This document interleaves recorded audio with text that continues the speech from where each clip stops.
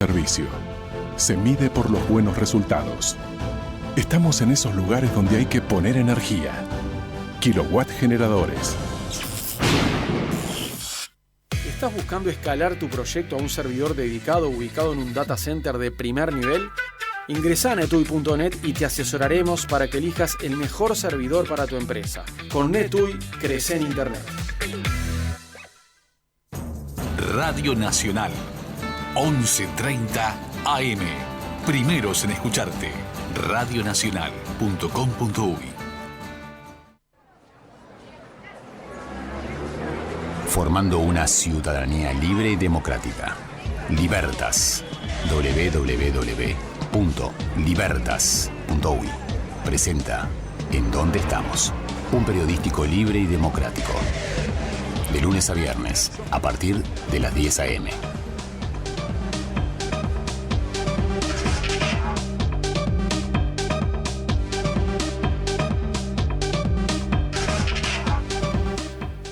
Buen día, buena y fría mañana, esta mañana de viernes para toda la República Oriental del Uruguay, para la ciudadanía de este hermosísimo país, que bueno, está en un momento muy particular, está en un momento muy especial bajo pandemia, como está el mundo.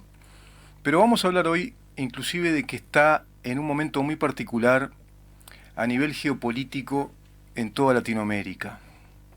Se están dando ya manifestaciones de las cuales se habla muy poco, se aborda la superficie, lo circunstancial o lo casuístico, de manifestaciones como las que están ocurriendo en Colombia, muy violentas, con, digamos, una plataforma de reivindicaciones que apuntan a la mala praxis del gobierno de Duque respecto al tratamiento de la pandemia. Por otra parte, en Perú también hay revueltas y hay manifestaciones respecto a la candidatura de Fujimori. Y evidentemente el candidato opuesto a Fujimori es de izquierda.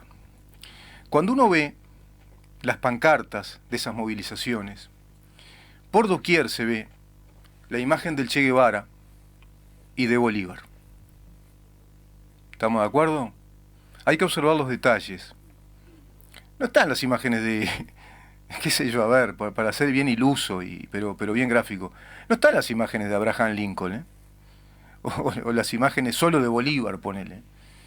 En reclamo por los vulnerados derechos de las minorías oprimidas y los indígenas oprimidos, y la enorme cantidad de falta de trabajo y de muertos por la mala praxis del gobierno colombiano, bueno, y una serie de cosas que apuntan a una verdad, de hecho. Apuntan a esa verdad. Pero ese no es el tema a analizar. El tema a analizar es que de acuerdo a esa circunstancia de mala praxis de un gobierno, de desprotección a la población en un montón de aspectos, no se ve a una población manifestándose masivamente de acuerdo al lícito reclamo de sus derechos y bajo banderas estrictamente nacionales.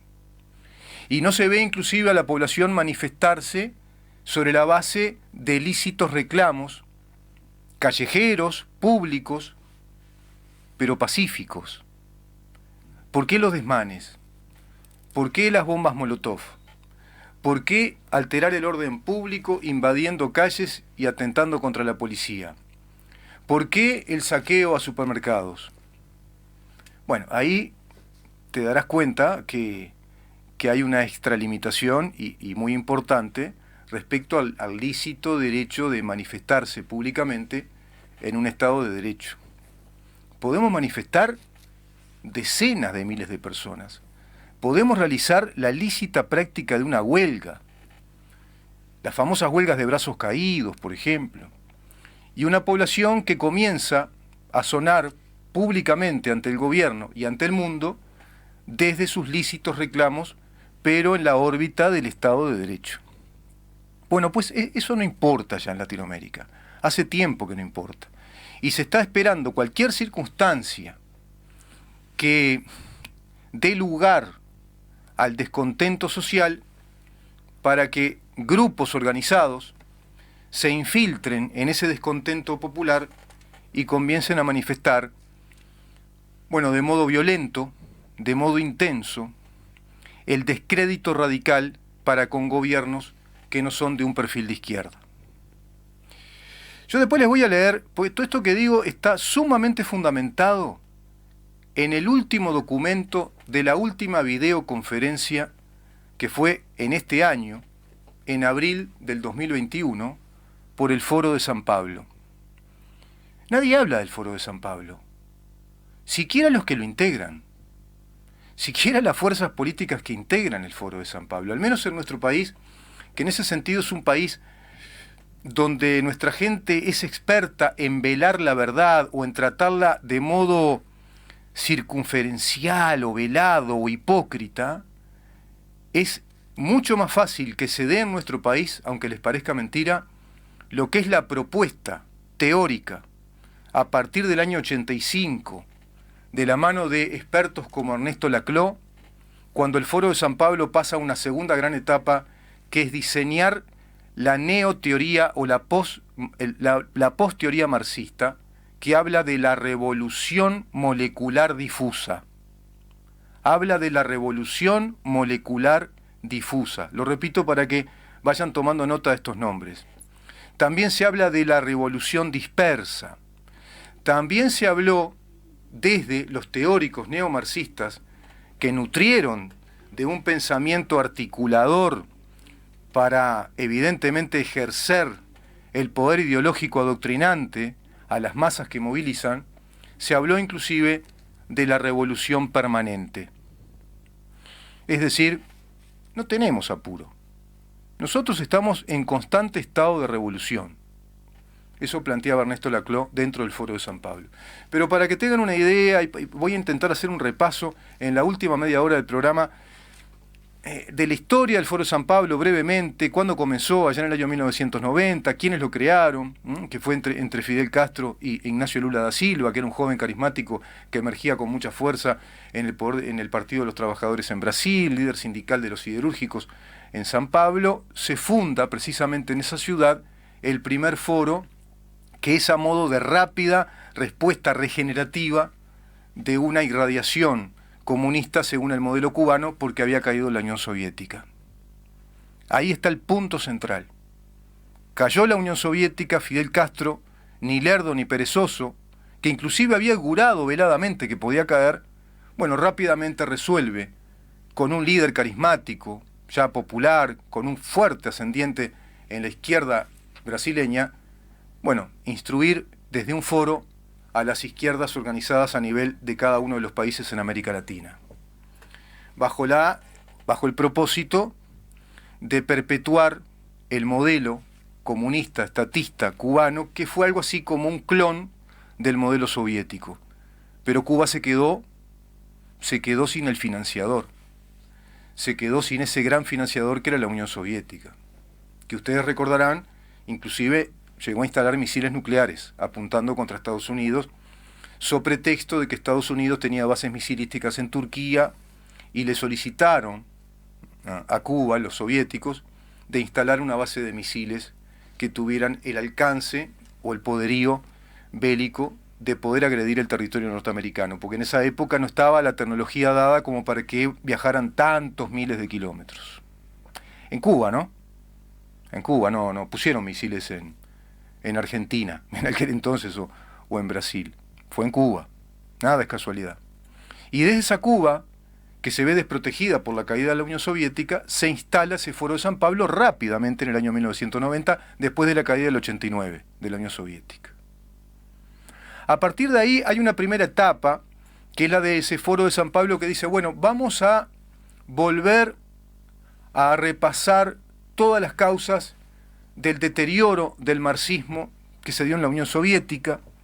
Vamos a hacer un esfuerzo crítico, un replanteo crítico de la teoría marxista para América Latina. Ese fue, yo no sé si llamarlo el cometido principal o el pretexto para comenzar con una organización que era perpetuar o retomar la estrategia internacionalista del Partido Comunista. Porque evidentemente el Foro de San Pablo es algo así como una mega organización supranacional de todas las izquierdas alineadas a la teoría marxista, que están irradiando un pensamiento único desde ese foro. Ese foro de San Pablo está integrado desde nuestro país por el Frente Amplio en pleno, por el PIT-CNT en pleno y por otros grupos de izquierda también. Somos muy poquitos en este país que hablamos de esto, ¿eh? Somos muy poquitos. Y justamente si en este programa nos planteamos desde Organización Libertas defender la libertad, que es en estricto sentido defender la libertad del Estado de Derecho, defender el régimen de gobierno que nos dice que el gobierno es de las leyes, no es de los hombres, que es de las leyes, y en tanto así tenemos los recursos legales de pedir un abogado si nos vemos perjudicados, solicitar información a instancias de pronto de un diputado, a instancias de un senador, a instancias de un abogado, de algún expediente que nos merezca dudas. Podemos debatir en la justicia nuestros derechos, y si además, como se da lamentablemente, hay corrupción, porque los hombres se corrompen, el ser humano tiene las dos caras, y dentro de ese ideal, que es el Estado de Derecho, en el cual el principio o el paradigma de gobierno es el gobierno de las leyes y no el de los hombres, única vez en la historia de la humanidad que se da una concepción de esta naturaleza, desde las revoluciones modernas. Estamos hablando curso del siglo XIX, fines del siglo XVIII, pero curso del siglo XIX, siglo XX y lo que va al XXI. Esos estados nacionales que se constituyen en estados de derecho, con la división de poderes, con el gobierno de la institucionalidad legal y no de los hombres, que los hombres están al servicio y a la función de la institución y no la institución al servicio de los hombres.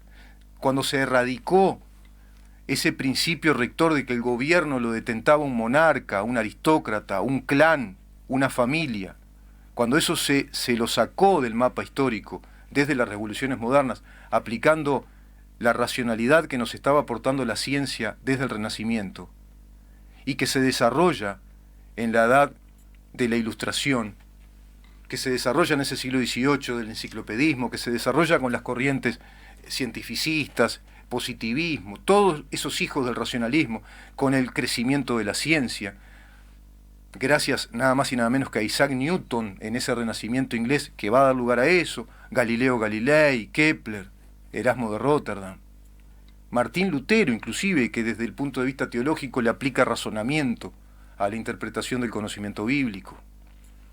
Todo eso va a cuajar en las revoluciones de las ideas modernas, con Voltaire, Montesquieu, Tocqueville, un montón de pensadores, un montón, inclusive los fundadores de la independencia de los Estados Unidos. Y acá en América, evidentemente, con grandes líderes de ese pensamiento, inclusive práctico, como lo fue el propio José Gervasio Artigas, Monterroso, Dámaso Antonio Larrañaga. Bueno, toda esa tradición de las que les estoy hablando, que hoy todavía, mirá cómo te digo, todavía estamos gozando o estamos de algún modo viviendo. El Estado de Derecho que vela por nuestras libertades individuales, que protege la posibilidad, como diría José Enrique Rodó, protege la posibilidad de crecer a través del conocimiento y tener movilidad social, y protege también toda latente posibilidad de ser propietarios. Desde ser propietario de una bicicleta, o el trompo del nene que juega con el trompo, o la pelota, no sé, hoy juegan con el celular, o ser dueño del celular, a ser dueño de una casa, de un apartamento, o de una fábrica, o de varios autos. Pero todo eso dentro del ideal de la movilidad social a través de los talentos y virtudes, como dice nuestra Constitución, que es la única excepción.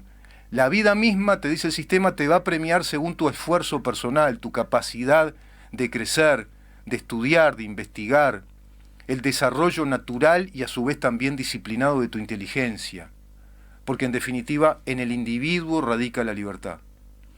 Y donde hay un conjunto de individuos que no es una mera sumatoria de individuos, sino que es una sinergia, es una combinación dinámica de individuos estimulados por el principio de libertad protegida por nuestra Constitución, es donde una sociedad puede crecer. Es la única manera, lo demuestra la historia. Los países donde hay desarrollo, donde hay ciencia, donde pasan cosas como esta, y estamos todos dependiendo de qué. y de la comunidad científica de Inglaterra, de Alemania, de los países escandinavos, de Estados Unidos, de Canadá, Australia, Nueva Zelanda, y un coloso imperial, por supuesto, que le robó la tecnología a Occidente y que hoy detenta un poder tecnológico científico como lo es China. Pero en definitiva, el conocimiento científico, las revoluciones científicas, la revolución industrial, la capacidad de mejoramiento del nivel o calidad de vida de las personas, todo eso lo dio Occidente. El 2% del territorio planetario, que es Europa, y parte inclusive menos del 2%, porque la Europa del Este quedó cooptada por ese monstruo que fue la Revolución Soviética o el terrorismo de Estado soviético, muy estudiado, por supuesto, muy estudiado, en su momento podremos entrar a ese tema, pero por otro lado, con su hijo predilecto, y seguro que el hijo predilecto del pensamiento británico, de las reformas, del cristianismo, del mundo protestante, como lo fue Estados Unidos. Y a partir de ahí, la humanidad se empieza a sentir cobijada por un sistema que, te repito, más allá de toda corrupción terrible, y que las tiene, se siente cobijada por un parámetro básico que es el régimen de protección de nuestras libertades y la posibilidad de crecer si sos naturalmente emprendedor, emprendedora, si te esforzás o haces el esfuerzo, digamos, de estudiar, de prepararte. Y después está todo lo otro, que es este monstruo que perdura en la historia, que es algo así como la hegemonía cultural triunfante del fracaso, que es el marxismo. Que todo esto lo va a sacar. Van a ver, cuando lean momentos del Foro de San Pablo, cómo se está planteando lo que hoy vemos en las calles de América Latina, inclusive en nuestro país, con la ya programada huelga general del PIT-CNT para el 27 de junio, con la recolección de firmas contra la ley de urgente consideración, contra la arremetida de una nueva organización social que dice ahora vamos por toda la LUC a recoger firmas también. Se dan cuenta que no es casualidad, es decir, son todas prácticas persistentes, sistémicas, contumaces, le querés poner, parezco Yeltsin, ¿no? Voy poniendo varios calificativos, pero que lo que intentan es desestabilizar un proceso de gobierno. Y inclusive es el momento adecuado para que lo hagan, porque los gobiernos están vulnerables, concentrados, toda la energía concentrada en resolver este flagelo terrible que, oh, vaya casualidad, proviene de la China, del Partido Comunista Chino, el coronavirus, que a su vez en muchos países se aplica ya cada vez más a rajatabla el cuarentenamiento, que no conduce a nada, conduce a pobreza, a altísimos niveles de inflación, altísimas tasas de desempleo. Miren Argentina cómo está, miles y miles, ya millones de muertes y de contagios por la enfermedad, porque está harto comprobado que el cuarentenamiento, que las restricciones muy grandes, muy estrictas, muy abarcativas, no conducen a nada. Y que a su vez este flagelo, paradójicamente o paradojalmente, obliga a tomar decisiones, pero primero a pensar con mucha racionalidad estrategias cada vez más expertas, más quirúrgicas, más detalladas, más ponderadas sobre la base de consecuencias futuras que puedan provenir de alguna decisión de gobierno que de pronto, como diríamos en el barrio los futboleros, en esa la pifió. En esa la pifió. Y no la pifió seguramente porque quiso. La pifió porque no puede abarcar todos los frentes. Porque está jugando contra un enemigo que juega rápido y toca mucho y juega prácticamente de memoria. Y bueno, y tenés que también jugar igual. Si vas a jugar contra la mejor versión del Barcelona, vas a tener que tener un cuadro que le juegue el mismo lenguaje, o un lenguaje muy distinto, pero a un altísimo nivel de una contraversión. Y en ese sentido, el mundo liberal, llamalo si querés como ellos ponen, el mundo de centro-derecha liberal, el mundo de la centro-derecha moderna, liberal, el mundo demócrata liberal, que me gusta mucho más que eso de derechas e izquierdas, el mundo liberal, la república liberal democrática, hoy está desprotegida. Hoy siquiera nuestra clase política está consciente de esto que estoy hablando.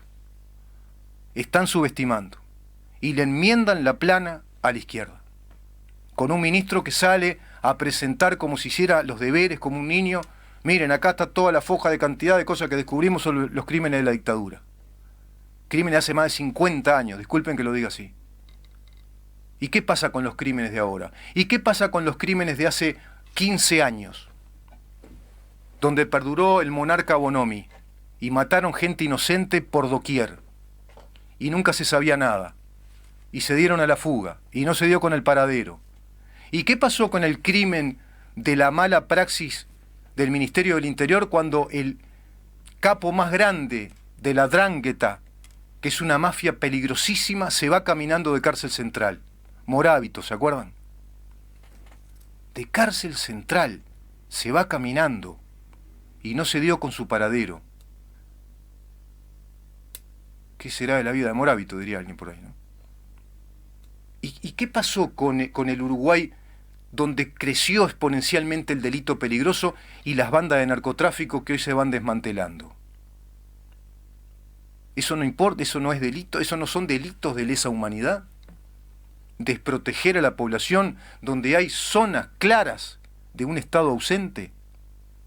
Los asentamientos marginales que a su vez se multiplicaron criminalmente a nivel económico, a nivel social, a nivel cultural y a nivel sobre todo del futuro que nos robaron. Porque cuando vos generás una sociedad tan descompuesta, le estás robando un futuro a las generaciones que están viniendo. Y se lo robaste con un endeudamiento impresionante del país, se lo robaste con una tasa enorme de desempleo, se lo robaste con cantidad de empresas nacionales que se fundieron, se lo robaste con una masa militante, activista, que ha cooptado la administración central del Estado. Y es un campo minado sobre el cual gobernar cuando viene un gobierno al que ellos califican de neoliberal. ¿O te crees que es casualidad todo esto? ¿Te crees que es casualidad lo de las movilizaciones? ¿Te crees que es casualidad lo de la hipermovilización del 8 de marzo? ¿Te crees que es casualidad lo de aquella celebración prácticamente vociferada y desesperada del Partido Comunista en el velódromo con más de 3.000 personas en plena pandemia? ¿Te crees que es casualidad que se esté haciendo una campaña cada vez más intensa de no a la LUC? ¿Te crees que es casualidad que venga un paro nacional anunciado con tanta prontitud, digamos, o con antelación? No quería ser pleonásmico, porque tanta antelación no es correcto. Con antelación. ¿Y por qué? ¿Cuáles son los motivos? ¿Que no hay trabajo? Y estamos en pandemia, hay restricción. Y antes había 10% de desempleo y los que están en el subempleo. 5,1% de déficit fiscal, un proceso inflacionario impresionante y una deuda tremenda. Y además, por si fuera poco, un enorme clima de real inseguridad pública. Cuando vean lo que dice el Foro de San Pablo, es increíble. Y lamentablemente, escucho por ahí una voz aislada, a un ex militar, claro, además todavía te digo ex militar, y sí, seguro. Y todos caen en el error de pensar que esto que uno dice muchas veces, está siendo alarmista. Yo el otro día decía en mi programa que no soy alarmista para nada. Si fuera alarmista, yo ya me quedaría en mi casa y directamente no tendría ni ganas de hablar esto. Ya no vendría a hablar nada. Porque diría, está todo perdido, ya está. Es evidente que la izquierda ganó culturalmente, en la cultura política, y no solo del país, del mundo. La agenda socialista de Biden, los organismos multinacionales, que están fortaleciendo determinadas agendas de derechos, pero prácticamente, no sé, no hablan de la violación terrible de los derechos humanos en Venezuela, en Cuba, no se investiga. No hay informes cada vez más contundentes, precisos. Y ahora, evidentemente, se está dando el plan que estaba previsto en uno de los foros de San Pablo, que era la cooptación de Colombia. Lo dijo Uribe, montón de veces, pero lo trataron de loco y que era un tipo de derecha. Lo dijo Uribe. Y por eso estaba haciendo esa guerra frontal contra el narcotráfico, había especializado el ejército colombiano, es el primer ejército especializado en aviación, es la mejor aviación que tiene América Latina, y después viene Chile, y después Brasil. Inclusive pilotos de guerra colombianos tienen que instruir a los Navy SEALs en los Estados Unidos, porque están sumamente adiestrados en esa guerra constante, guerra de guerrillas contra los megagrupos narcos de la FARC y el ELN, con los cuales fue a negociar el señor José Mujica con aquella fanfarria, aquella especie de teatro de la tregua del sistema de paz nacional entre los revolucionarios que entregaban las armas, decían a la población que deponían las armas y que iban a negociar con el gobierno colombiano. ¿Y por qué te crees que iban a negociar? Pues estaban perdiendo. Estaban prácticamente arrinconados. Hicieron esa jugada estratégica en ese tablero de ajedrez. Y ahí otra vez, jaque a un modelo que estaba dentro del modelo occidental. Todo eso yo lo recuerdo claramente al presidente Uribe, al expresidente colombiano, cuando desesperadamente hablaba de estas cosas. Y que hasta inclusive hoy ya ni se lo entrevista, no se lo entrevista hace años en la CNN, que también es cooptada por la izquierda. Cambiando los capitales. Bueno, si hoy ves la CNN, realmente da asco. Pero hay poco periodismo serio de investigación, ¿eh? Hay poco. Es todo el abordaje casuístico, cotidiano, que aburre. Todos los días lo mismo. Y te van a dar informes hasta la BBC News para nuestro continente y te dicen, sí, las 3 grandes causas de las movilizaciones en Colombia. Y parece de tontos, ¿no? Porque te van al tema de la pobreza, la falta de asistencia médica, y parece que con eso laudan la lectura histórica de lo que está pasando.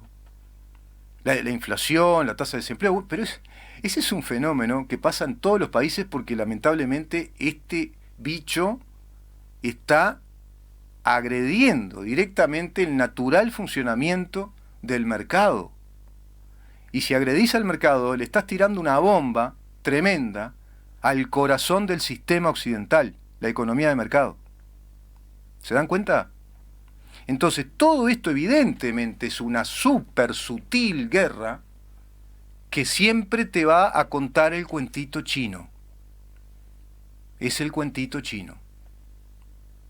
Es mucho más sutil, como diría el experto estratega de la inteligencia británica. Mucho más cruenta y sutil la inteligencia de guerra fría de sabotaje china que la de la Unión Soviética.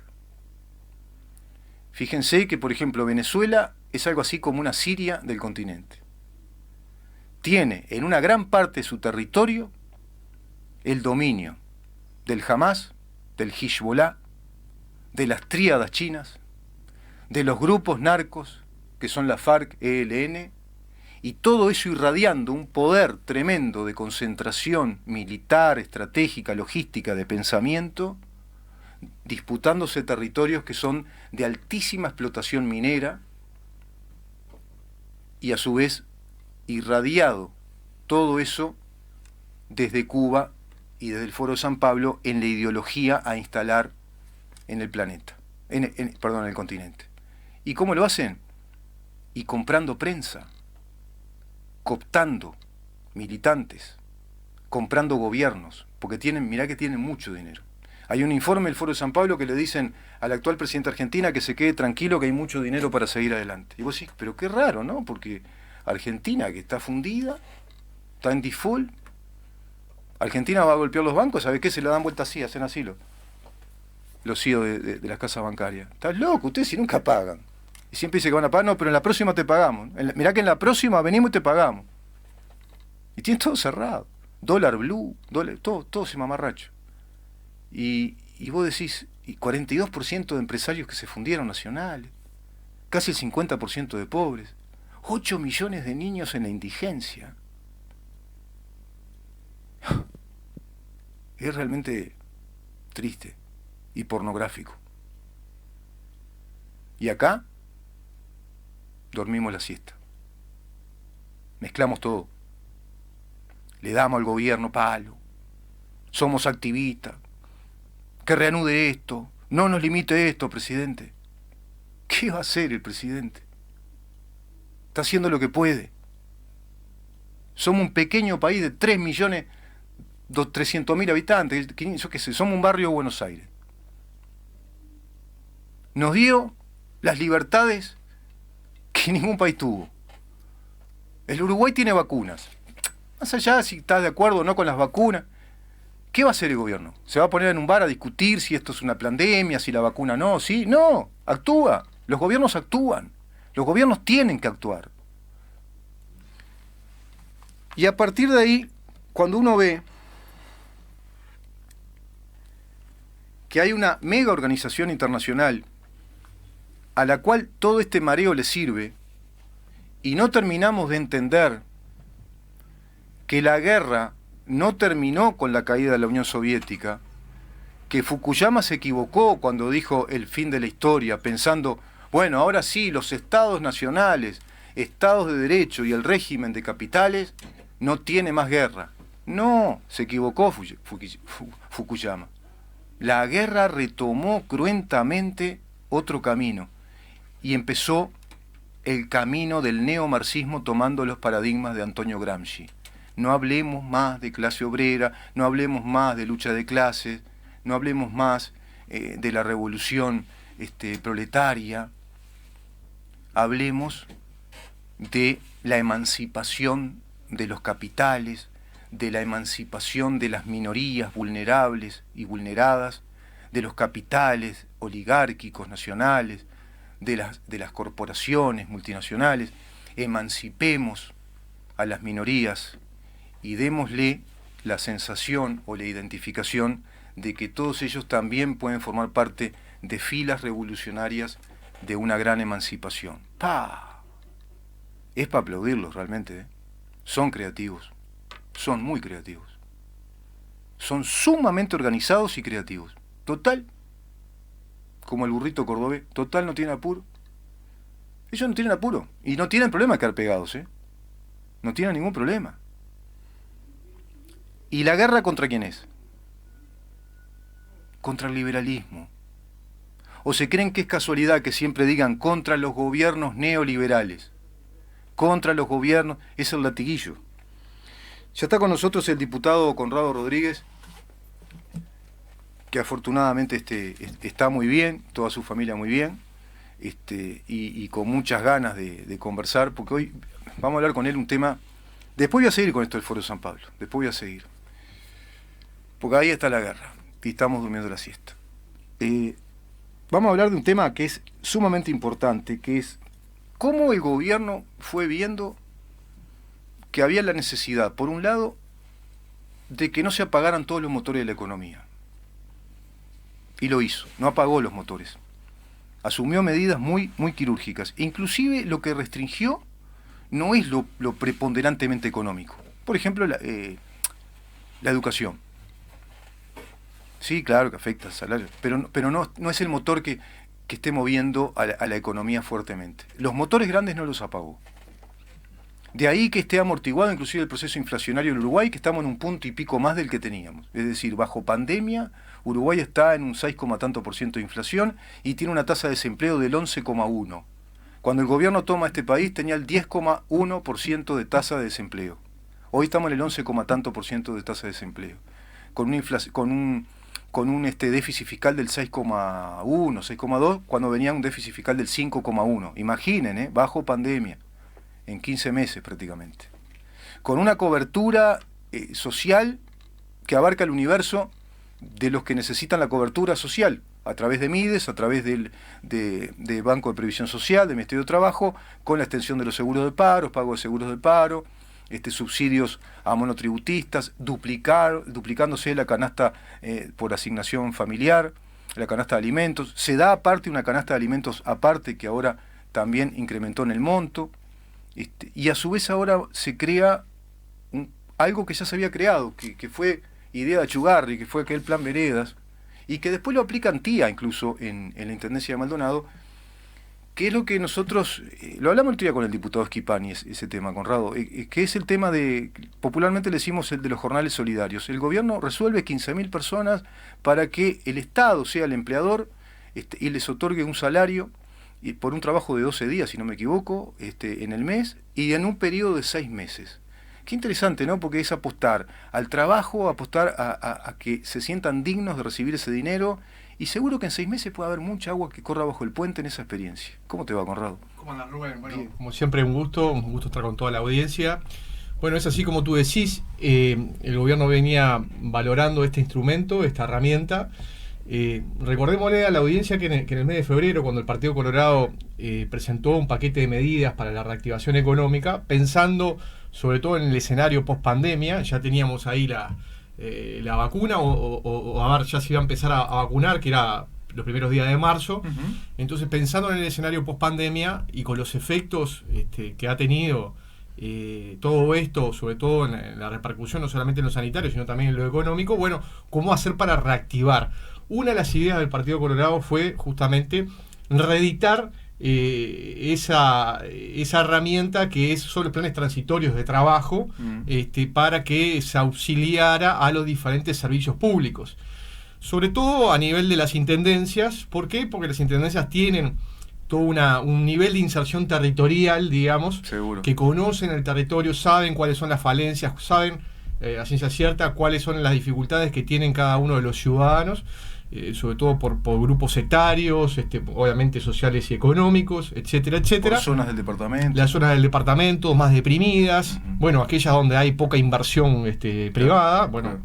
Todo eso tiene un conocimiento de los gobiernos departamentales que es muy importante a la hora de poder aplicar rápidamente este instrumento de trabajo transitorio y solidario, como le dicen algunos, uh-huh, pero lo que tiene en su médula, digamos, es la posibilidad de darle un ingreso digno, digamos, a las personas, que las personas se dignifiquen a la hora del trabajo y tener una contraprestación a cambio de ese trabajo, y obviamente la posibilidad de sustentar a sus familias por ese tiempo. Claro. Como tú bien decís, en la medida de que todavía no sabemos cuándo va a ser realmente que se va a empezar a recuperar la economía con determinado ritmo, a lo mejor cuando pasen estos 6 meses, sobre noviembre, porque empezarían estos planes transitorios de trabajo, para estos 15.000 compatriotas, claro, empezarían en el mes de junio y culminarían en el mes de noviembre. Uh-huh. Allí obviamente hay que evaluar si funcionaron, de qué manera,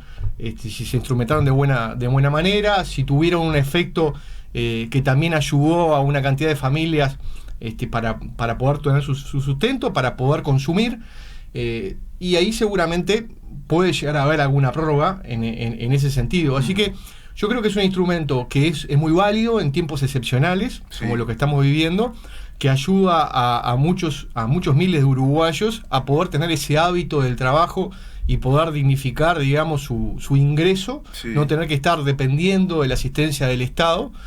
En este caso es a través de una contraprestación por un trabajo realizado, ¿no? Sí, sí, claro. Y todo eso yo creo que va a redundar en una mejoría para esas personas.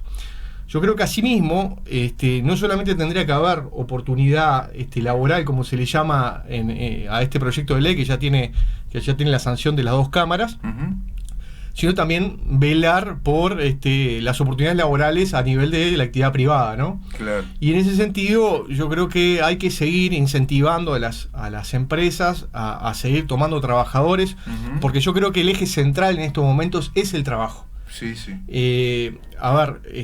Puede haber toda una discusión en cuanto a el nivel salarial, ¿no? La calidad de los trabajos, uh-huh, pero creo que ante situaciones excepcionales en las cuales se está viviendo el país, donde hay mucha gente que lamentablemente ha quedado afuera del mercado laboral y que realmente se le complica, uh-huh, poder tener su propio sustento, yo creo que se hace necesario otras herramientas a nivel de la actividad privada para que las empresas tengan incentivos para poder captar, claro, mayor cantidad de mano de obra. Yo creo que eso es central en estos momentos. ¿Y viene eso, Conrado? Bueno, yo creo que han habido algunas decisiones con respecto a exoneraciones fiscales a pequeñas y microempresas.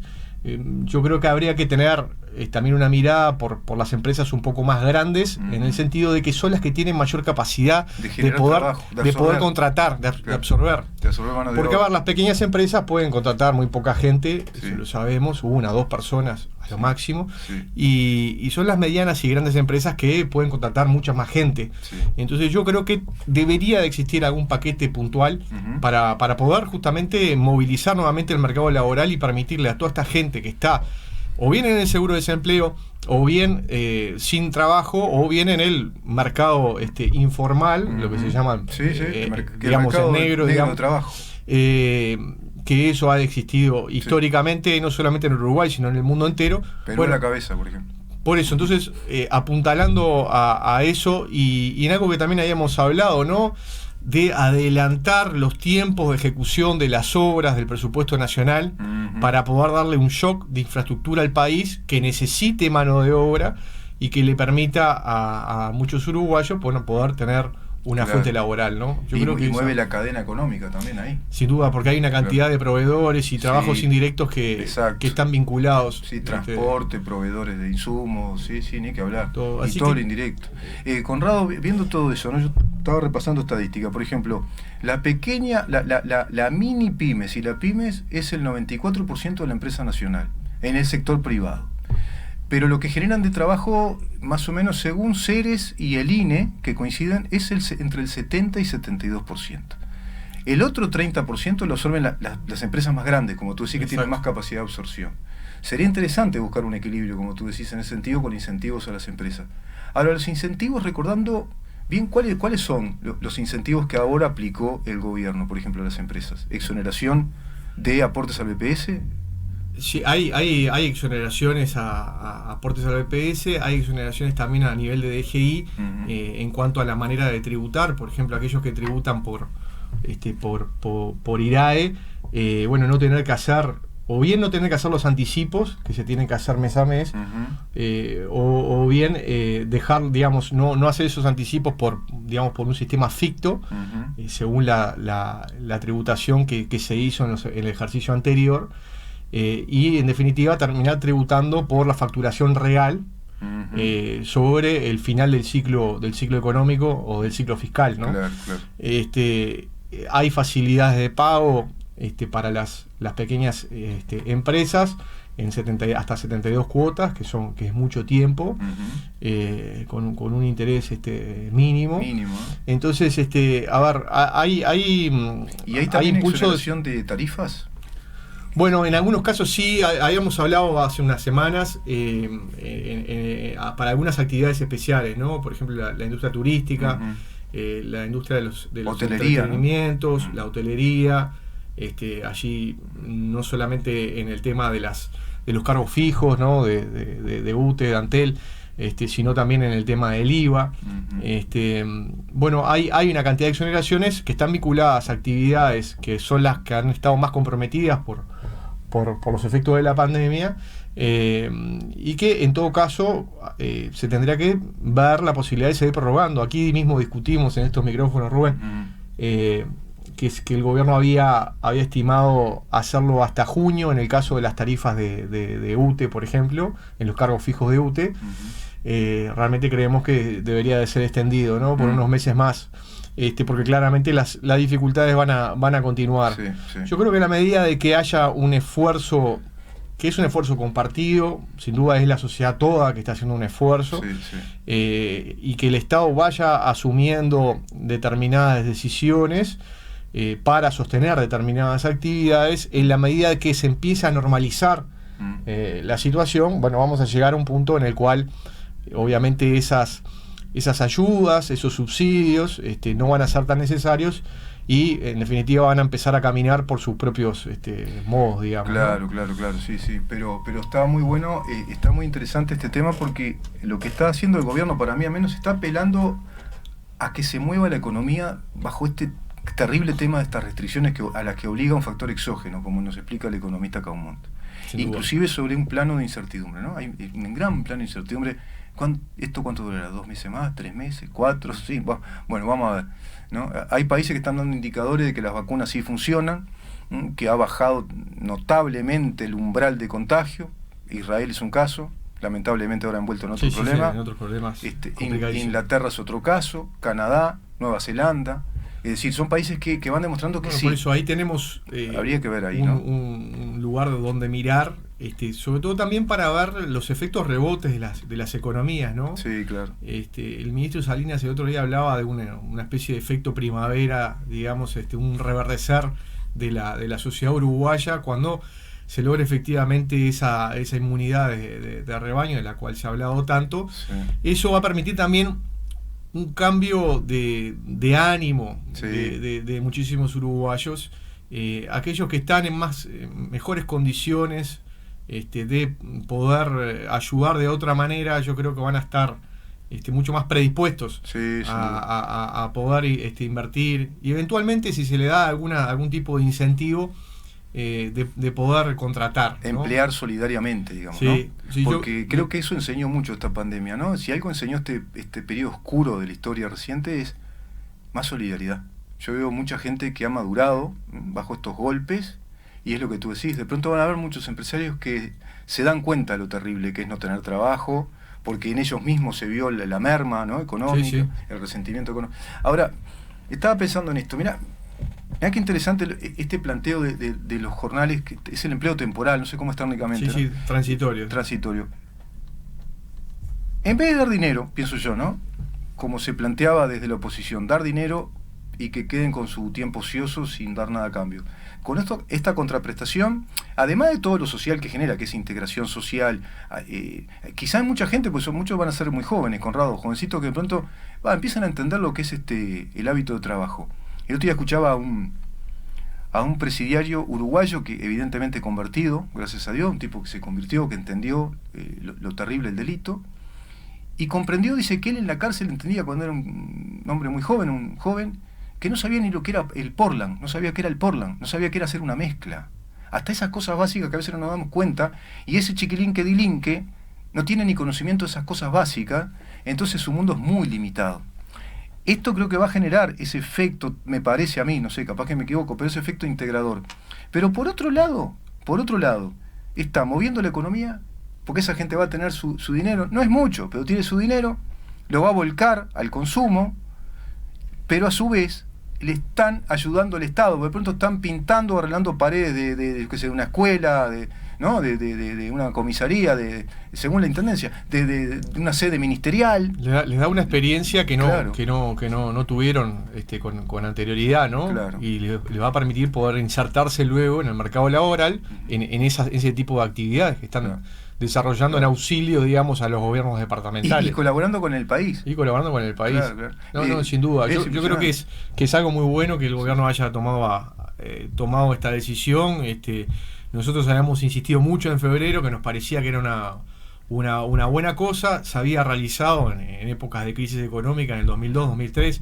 Tú lo reseñaste de la mano de Alejandra Chugarri con el Plan Veredas. Así que había un antecedente que había dado buenos frutos para toda esa gente. Uh-huh. Así que bueno, ahora esto está siendo administrado por una comisión sectorial. Te iba a preguntar eso, ¿cómo está monitoreado eso? Es una comisión sectorial creada por la Constitución, por el artículo 230 de la Constitución, uh-huh. Integrada por el Congreso de Intendentes, también con la participación de la OPP. Y allí se va a evaluar y monitorear, y allí donde se han distribuido, digamos, la cantidad de jornales uh-huh. O la cantidad de trabajos transitorios para cada una de las intendencias. Vi ahora hace unas horas una queja de uno de los directores de la intendencia diciendo de que la intendencia de Montevideo fue ninguneada. Pocos cupos, ¿no?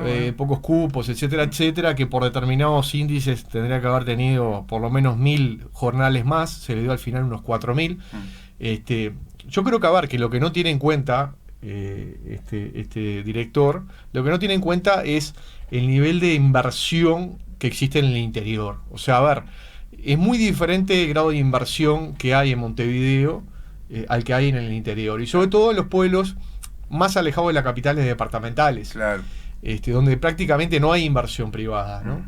Entonces donde la mano del Estado se hace muy necesaria, uh-huh. Y es por esto que la ecuación no puede ser una ecuación que que termine que, por ejemplo, determinados departamentos tengan muy pocos jornales, porque en definitiva esos ciudadanos no van a tener ninguna posibilidad. Claro. En cambio, en Montevideo, en la gran urbe, digamos, hay más posibilidades. Sí. Por más que pueda haber un poquito más de desempleo que con respecto al interior, esa es la realidad del país. Sí. Entonces, no tener también esa mirada, me parece que es tener una mirada que solamente se mira a sí mismo, ¿no? Ese ombliguismo Por no decir. típico montevideano, pero además también lo que tú decías es muy importante, porque en el interior no hay otra posibilidad, y si no está a la mano del Estado, esa gente no tiene posibilidad. En Montevideo, como decimos habitualmente, de algún modo te la rebuscás, porque estás en una gran urbe, ¿no? Para lo que es una gran urbe, Sí. porque estamos hablando de una ciudad casi 1,5 millones de Sí, habitantes, ¿no? sin duda. Y con una extensión urbana importante. Otra cosa, además, si está tan inquieto y preocupado por eso, ¿no? Capaz que no es tan malo. Capaz que tendría que repensarlo y buscar alguna actividad solidaria a la propia intendencia. Es así. De pronto Porque aparte, alguna partida presupuestal que la destina a esos otros sabés miles que de el personas. proyecto de ley que se aprobó, Rubén, al final del proyecto dice que el gobierno nacional es el que pone el dinero a través del fondo coronavirus, ¿no? Que se creó el año pasado, sin perjuicio de los recursos que le añada cada gobierno departamental. Ah, bueno, entonces. Por lo tanto, el gobierno departamental de Montevideo perfectamente puede utilizar este mecanismo y puede ampliar la cantidad de beneficiarios que puedan trabajar en estos trabajos transitorios. Sí, que además son muy positivos, porque son todos trabajos solidarios, en definitiva. Es arreglar alguna propiedad pública, alguna calle, veredas. Las veredas, exacto. Sí. Claro, institutos de enseñanza. Habría que pensarlo eso, hay ¿no? diferentes actividades. Qué potencial además eso, ¿no? Sí, ¿Y hay un monitoreo final? Es decir, sí, ¿qué resultado final va a tener? Eso se va. Bueno, eso justamente la comisión sectorial es la que tiene que evaluar. Pero cada gobierno departamental son los que tienen que implementarlo, ¿no? Tiene que también hacer el contralor. Y lo que está dicho también en la ley, ¿no? Que no adquieren derechos de funcionario público, se tiene que quedar muy claro, ¿no? Lo establece claramente, es empleo temporal. Claro, exacto. Entonces, y que también se configura, se le computa la cantidad de tiempo trabajado también a los efectos jubilatorios, o sea que eso también es. Y no se les importante. quita los beneficios sociales que también tienen, porque muchas personas están recibiendo beneficios, ¿no? No se le quitaría. Sí hay una incompatibilidad si, por ejemplo, están en el seguro de desempleo. Ah, ¿no? claro. Porque allí estarían recibiendo una especie de doble asistencia, digamos, cuando hay uruguayos que no van a estar en estos trabajos, porque esos trabajos se van a sortear. Es el desempleado, en verdad. Es el que está sin empleo. Sobre todo. Pero puede tener un subsidio y eso no lo pierde. Puede tenerlo. Canasta de alimentos por hijo no lo pierde. No lo dice no lo prohíbe. O sea que es más evolucionado y además mucho más ajustado a la realidad de nuestro país que el manido concepto de la renta básica de emergencia. Sin duda. Es mucho más avanzado. Sin duda. Lo hemos hablado también varias veces aquí. Si el año pasado, si se hubiera seguido lo que quería el Frente Amplio sobre marzo, sobre abril, que quería durante 3 meses, decían ellos, durante 3 meses, a 300.000 compatriotas darle un ingreso ciudadano que implicara el mínimo salarial, unos 16.000 y pico de pesos.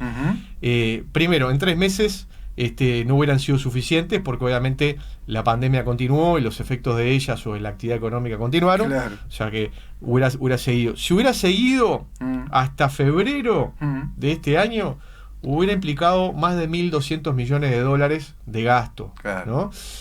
¿Y qué sucede? Primero que el Uruguay se hubiera visto mucho más comprometido a la hora de la posible y eventual salida que todos estamos añorando. ¿No? Sí. Hubiera tenido efectos muy nocivos para lograr esa reactivación, pero también lo que hubiera ocurrido es que no se hubieran creado ningún trabajo genuino, digamos, y esa medida se hubiera agotado en sí misma. Tendríamos gente dependiente de un ingreso que iba a seguir pidiendo más ingreso, porque en definitiva su subsistencia no se agota en 3 meses, ni en 9 meses, ni en un año, ¿no? Sino que tiene que seguir viviendo y tiene que seguir llevando el pan a su casa. Entonces, esta es la situación. Si se hubiera seguido las recomendaciones del Frente Amplio, la cosa hubiera sido mucho más complicada. Por eso, este tipo de enfoques son enfoques que generan primero consumo, generan trabajo, generan dignificación de la persona. Es muchísimo mejor, mucho mejor poder invertir en trabajo que invertir en este tipo de asistencia que se agotaba en sí misma en muy poco tiempo. Sí, generan integración social, además generan también una contrapartida al Estado. Porque si no, eso el Estado lo tiene que pagar en otros funcionarios. Mirá, es necesario arreglar la calle, es necesario arreglar la vereda, es necesario arreglar escuelas, comisarías. Sí, le iba a tener que pagar en otro tipo de asistencia. Seguro. No, ¿sabes por qué estaba detenido en la Kindle? Porque hay una parte del Foro de San Pablo, última, videoconferencia, que insisten en lo de la renta básica. Eso es lo que yo después le voy a explicar a los oyentes. El Frente Amplio, miren que no está creando nada, simplemente está haciendo los deberes de un gran foro supranacional en Latinoamérica, que es el Foro de San Pablo, que insisten en una cobertura por estos temas. Acá está, mirá. Dice, ante el avance de la pandemia, esto es Foro de San Pablo, abril del 2021. Ante el avance de la pandemia y las precariedades de los sistemas de salud, la única medida de contención que se muestra efectiva es el aislamiento social. ¿Estamos de acuerdo? Diría mi abuelo italiano, ¿siamo de accordi? Aislamiento social. ¿Qué pidió el Sindicato Médico del Uruguay? ¿Qué pedía el PCNT? ¿Qué pedía el extinto presidente de la República? Expresidente. Cuarentena obligatoria. Pues mira que se dispara, cuarentena obligatoria. Y dale con la cuarentena obligatoria, dale con la tía Gregoria. Después ¿qué dice? Que se muestra efectiva, bueno, es el aislamiento social, su contracara es un mayor desempleo. Obvio que la tienen pensada. Es decir, vamos a pedir la cuarentena obligatoria y sabemos que viene el desempleo. Contracción económica, obvio. Y hambre en muchos hogares de la región. Entonces, tras todo eso, ¿qué medida viene? Medidas como la renta básica de emergencia, Foro de San Pablo. Esto hay que desmantelarlo, Conrado, porque acá los uruguayos estamos durmiendo la siesta. Es fenomenal, entonces, pero la plata que tiene que poner el Estado, ¿de dónde la saca? Y de los préstamos internacionales. Los préstamos internacionales. Más endeudamiento. Y los préstamos no se tienen que pagar. Ahí va, por eso, y la pagamos todos nosotros, además. Claro. Okay. Entonces toda la sociedad tiene que pagar esos préstamos. No. Y aparte de situaciones a nivel internacional, de los mercados crediticios, que una vez que uno asume determinado endeudamiento con respecto a su producto, entra en una zona negra, digamos, ya no gris, en la cual tiene que pagar mucho más intereses con respecto a ese... Pérdida de confianza de los mercados financieros internacionales. Pérdida de confianza de los inversores. Claro. Poca gente que quiera invertir en un país. Fíjense en Argentina, sin ir muy lejos, ¿no? El grado de inversión extranjera que tiene ha bajado estrepitosamente, y eso fruto de los manejos que han hecho los distintos gobernantes, y del no cumplimiento, por ejemplo, de sus obligaciones externas, ¿no? Por supuesto. Todo eso obviamente que va erosionando la imagen de un país y hace que lamentablemente no se pueda levantar un gran país como la Argentina, con todo lo tiene todo tiene. No se puede levantar. Entonces hay que tener mucho cuidado con eso. Y eso son muy cómicos, perdón la expresión, ¿no? Sí, pero son trágicos también. Tragicómicos, porque aparte cuando ellos gobiernan no lo hacen, no hacen una renta básica universal. Porque ahora dicen, bueno, ahora porque estamos en pandemia además. No, pero antes cuando estaban ellos, los del socialismo del siglo XXI, no había hambre, no había pobres, no había indigentes. No había complicaciones. Claro, y la gran pregunta es, por ejemplo, Conrado, ¿y en Venezuela aplican la renta básica de emergencia porque hay un 93% de desempleo? Bueno, ¿No? Porque es eso los indicadores. Son indicadores del BID, Sí. Yo creo que a esta altura en Venezuela se vive peor que en Cuba. Pero es el socialismo del siglo XXI. Estoy diciendo, ¿no? Pero fíjate que es el socialismo del siglo XXI y es el país abanderado del Foro de San Pablo. Estamos hablando de Cuba, Venezuela, abanderado. Argentina, evidentemente, alineada a ese lado, como tú decís, que se metió en una zona sumamente oscura, y bueno, ese país termina condenado ¿a qué? Y estar alineado a la economía china, que ahora va a invertir con todo el dragado del Paraná, las centrales nucleares estas flotantes que le va a poner Rusia, y después el capital del narcotráfico de la FARC, que hay hasta cartas que se divulgaron que le decían que se quede tranquilo el presidente argentino, que plata hay. Entonces, y bueno, y algún sector árabe vinculado al Hamas y al Hezbollah. Entonces vos decís, bueno, yo no quiero que mi país se desmarque del mundo libre, no quiero eso. Muy complicado. Muy complicado. Digamos, la alineación política que va tomando un país con esas características. Bueno, por eso también esto nos lleva también al conflicto bélico que se está viendo en Israel y con con Palestina, en verdad con grupos, extremistas, ¿no? Extremistas, que jamás. Terroristas como jamás. Pero que también tiene que ver con una concepción, y la concepción es una concepción, por un lado, democrática, liberal del derecho, como es la que tiene... Un Estado de Derecho. Un Estado de Derecho, como es el que tiene Israel. Y del otro lado, los autoritarismos que han hecho estragos, algunas monarquías que están en la zona, exacto, ¿no? Exacto. Que son clanes familiares. O sea que de democracia nada, cero, ¿no? El mundo árabe de democracia. Entonces es tan importante levantar la bandera de la democracia, de las libertades, y que sean los ciudadanos que decidan cada 4 o cada 5 años si esos gobiernos los representaron o no los representaron, y la posibilidad de poder optar y poder generar alternativas que administren los bienes de todos de otra manera y que generen políticas de inclusión sobre todo para los más vulnerables. Exactamente, y que el mismo sistema se va de algún modo reconfigurando en su propia autocrítica. Esto no sería mejor hacerlo de esta manera, valdrá la pena que hayan periodos legislativos tan largos, todo eso está en la democracia, ¿no? Todo se discute. Todo eso, ahora de eso no hablamos, ahora movilizamos a la gente por ir contra una ley que fue elegida, bueno, no vamos a entrar en ese tema. Pero qué bueno, yo decía, Conrado me decía a mí mismo hoy, qué bueno es vivir en un sistema como la democracia, donde vos de pronto a los 6 meses podés decir, me equivoqué, vos sabés que pensé, voté bien, eso es la democracia. Y como tú decís, de pronto después decís, mira, no, le voy a depositar mi confianza a esta persona, con este grupo. Bueno, eso lo permite la democracia. Y más en el proceso electoral uruguayo, que tenés tantas posibilidades de votar en un año y medio, tenés no sé cuántas elecciones, ¿no? Interna, elecciones nacionales, balotage, departamental, concomitantemente con la municipal. O sea, tenemos tantas opciones que incluso se ha demostrado en los últimos tiempos, desde la división en el tiempo, digamos, de las elecciones, donde hay gente que vota, se ve que agarra y dice, bueno, en esta elección voy a votar a este partido, en esta otra a este otro partido, etcétera, etcétera, porque... Y eso es legítimo, totalmente legítimo, y eso sucede. Así que bueno, bienvenido sea que en democracia los ciudadanos puedan elegir con libertad y que puedan elegir a aquellos que mejor lo representen y a los que le tengan más confianza, ¿no? Sí, y es sobre la base del resultado. Yo considero que... evaluando permanentemente, ¿no? También. Evaluando, claro, porque el demócrata verdadero está sobre la base del resultado. Tiene que autoevaluar su gestión. Uno lo ve con los diputados, por ejemplo, ¿no? Yo le decía ayer a un amigo, vos te das cuenta cuando un diputado trabaja porque de pronto está en la palestra pública y le dan por la cabeza, le dan palo acá y palo allá, este es un enano fascista, y cuando ves, ¿y por qué? Bueno, porque está haciendo una investigación sobre esto, porque está llevando adelante este tema. Ahora hay otros diputados y otros senadores de todos los partidos, de todo. Si este tipo hace como, no sé, 4 periodos legislativos que está ahí, ¿de qué hizo? No sabemos ni qué hizo.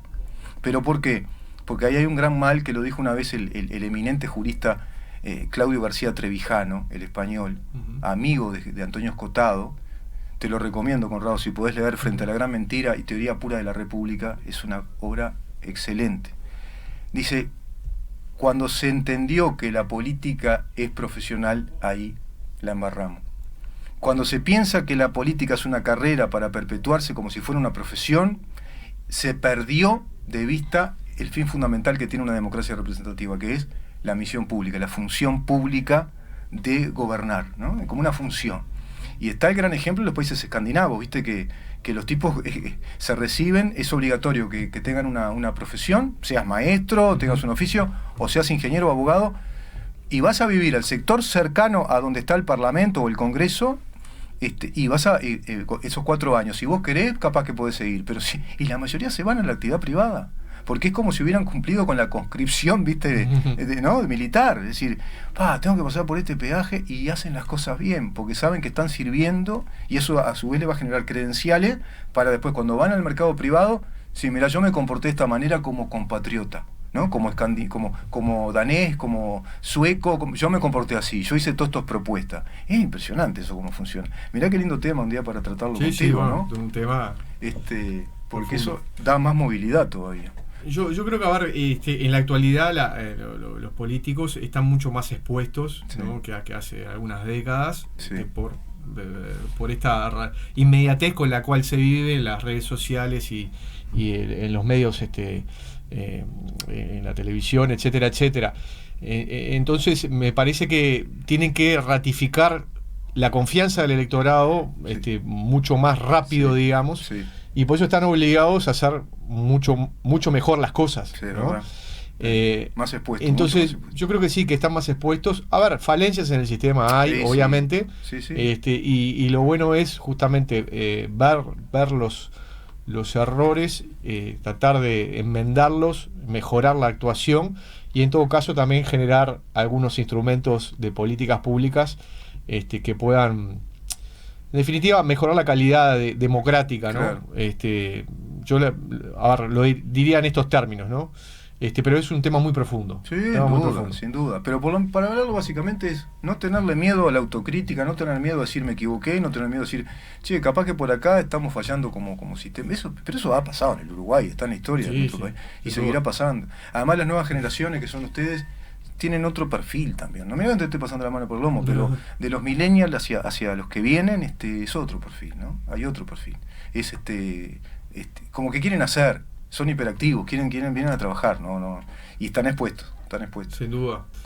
Bueno, el tema es que, a veces el sistema, ¿no? Termina... sí, te puede fagocitar, ¿no? Sí, termina sacándole algunas iniciativas que puedan tener algunos dirigentes, no necesariamente tienen que ser solamente legisladores, ¿no? No, claro. Entonces ahí está también el quid del asunto. Uh-huh. Pero creo que, en cuanto a las nuevas generaciones, hay personas dentro de esas nuevas generaciones que están muy ideologizadas, pero yo diría que la mayoría no tanto, ¿no? Yo creo que este es un mundo muy diferente al mundo de los años 60 y 70, mucho más ideologizado aquel, y eso permite algunos vasos comunicantes que son importantes a la hora, por ejemplo, de poder sentarse y articular y negociar.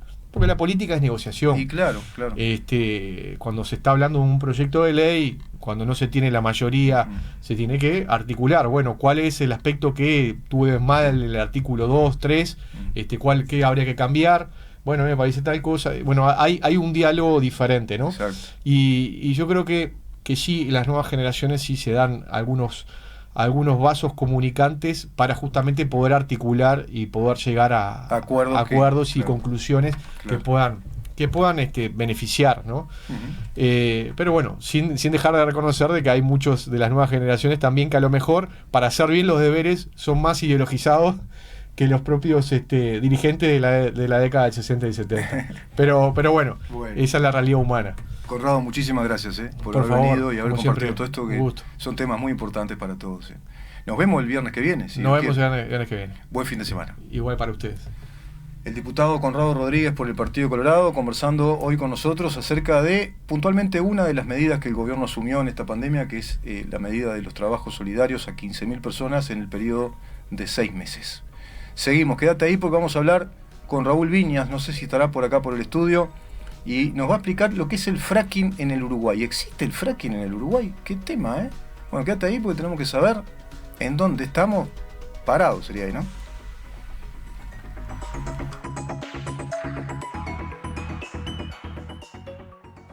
¿En dónde estamos? Es una producción de Organización Libertas. www.libertas.uy. Una puesta al aire de CX30, Radio Nacional. Periodismo independiente, libre y democrático. De lunes a viernes, a partir de las 10 a.m. Guión y conducción de Rubén Moyano. Hay cosas que ya sabíamos de antes, como que la